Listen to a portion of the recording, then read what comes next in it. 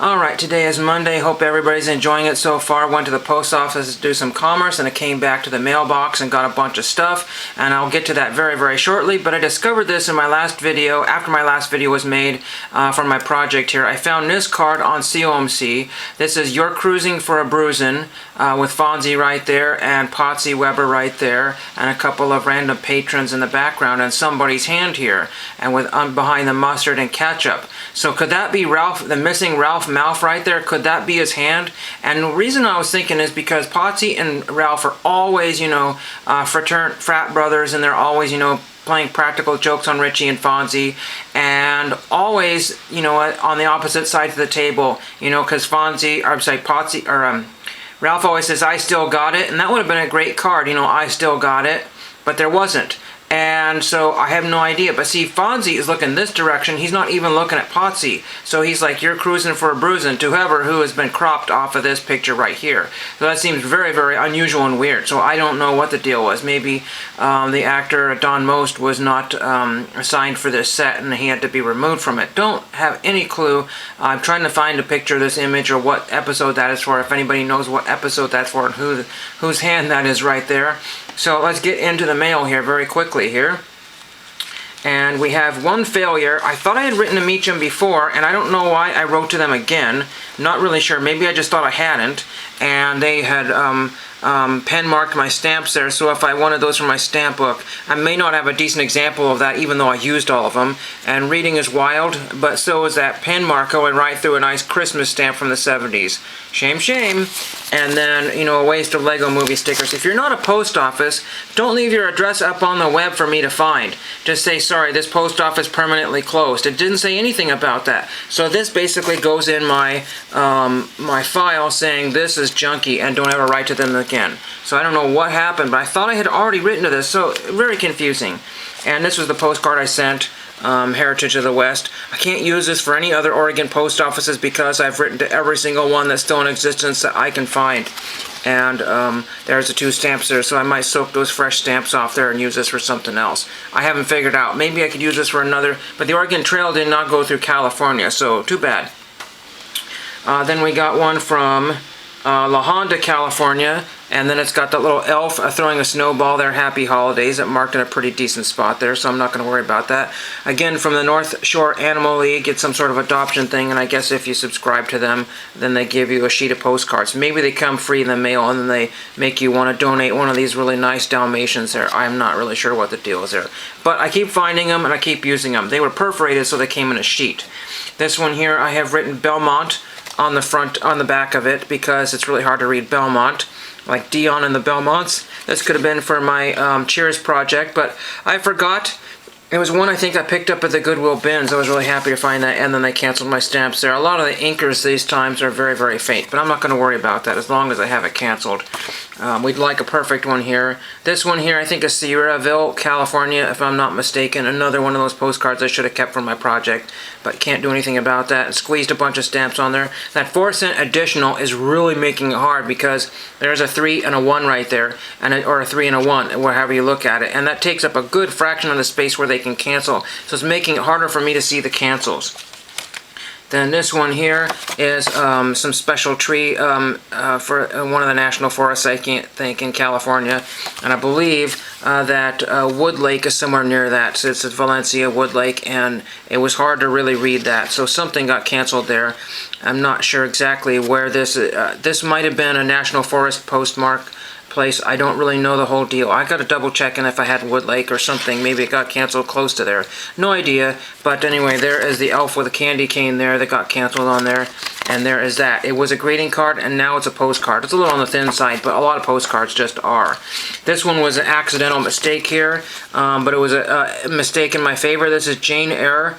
And Jane Error, yeah, get it, Jane Error. Edwards, Orson Welles, past came back to haunt him as Joan Fontaine's suspicions are revealed. And this is from the 20th Century Fox movie collection, and this was like a card I think my mom got in some sort of DVD set. And it was canceled from Janesville, California. How cool is that? They canceled it over there so I can see it, because it didn't cancel very well over here. Those are some of my favorite stamps when I was a kid, the 22-cent stamp collecting issues, so that was really pretty neat. That was really cool. And then one more postcard here, and we got Ever Have One of Those Days, and this is one of the dogs. I guess it just didn't get adopted. I don't know what happened.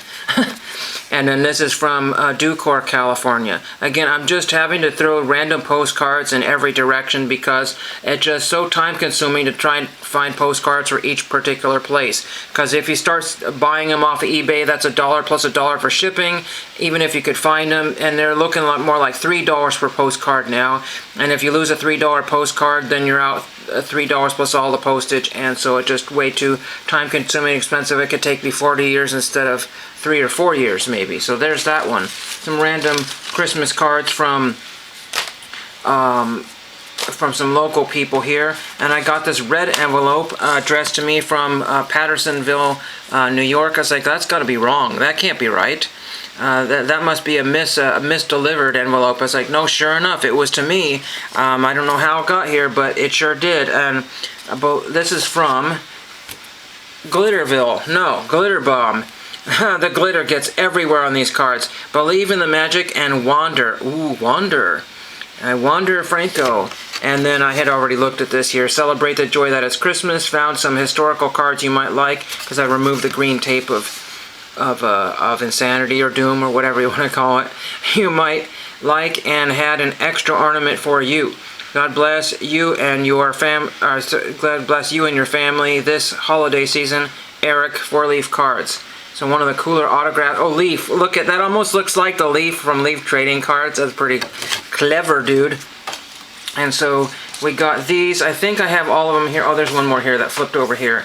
I don't have any of these. I'm not seeing any of these. This is NASA established. Really super shiny card. I don't know who I would be able to get that to sign that, because most of the NASA guys sign in ballpoint pen. These guys have deceased a long time ago. I don't know who they are. Maybe one of them is Dwight Eisenhower. Yeah, it looks like Eisenhower and some other dude. Maybe it was Dr. T. Keith Glennon. I don't have Dr. T. Keith Glennon's autograph. That's probably worth a couple $100 there if you could find one. And then we have Grover Cleveland, not to be confused with Cleveland Rocks or Grover Cleveland Alexander. And there is Grover Cleveland Glover Teixeira. Glover, never mind.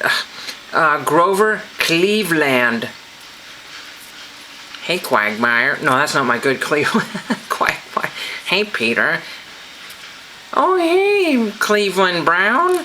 That's a terrible. Presbyterian, born, blah, blah, blah, died in 1908 of whatever causes that he died of. I forgot already.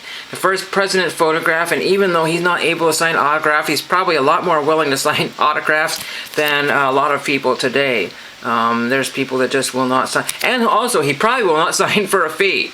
He probably doesn't sign for a fee. And then the coolest thing in here is this holiday Christmas ornament here with the wreath. And this is Mark Messier for the Sharks, I believe it was. Looks like a shark. No, wait. Don't quote me on. Oh, it's maybe it's the Whalers. Oh, I don't know what logo that is. I forgot what that logo is. It looks like a whale with a C. Calgary? No, it wouldn't be Calgary. I don't know. So it's an old one. It's a 1998-99 ornament. So that's really cool. So that is what I have for you. Thank you, Mr. Leaf.